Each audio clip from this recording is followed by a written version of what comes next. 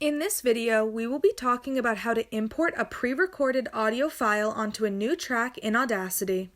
First, make sure to name your tracks as you go along so that they can easily be found. If you are importing a file, the track should automatically be named that file name.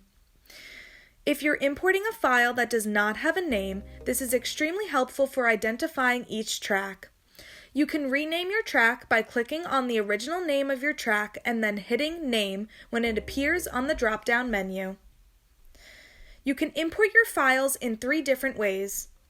The first way is by clicking File, Import, then Audio. Then select the file you want to import. That file will now appear in a new track in WAV format. Another way to do this is by using keyboard shortcuts. Import an audio file by pressing Shift, Command, I on your keyboard. Once you've clicked on the selected audio, your audio will now appear on the track in WAV format.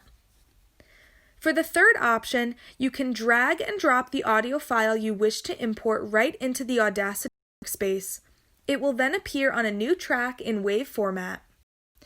The DashLab audio resource site has many links for sound effects and background music that can enhance your audio project. Go to www.hawksites.newpaltz.slash/podcasts and scroll down to the bottom of the page to view easily downloadable audio files. Make sure to acknowledge the creators of music and sounds by following appropriate copyright laws and Creative Commons fair use practices. Thanks for watching. Make sure to check out our other video tutorials.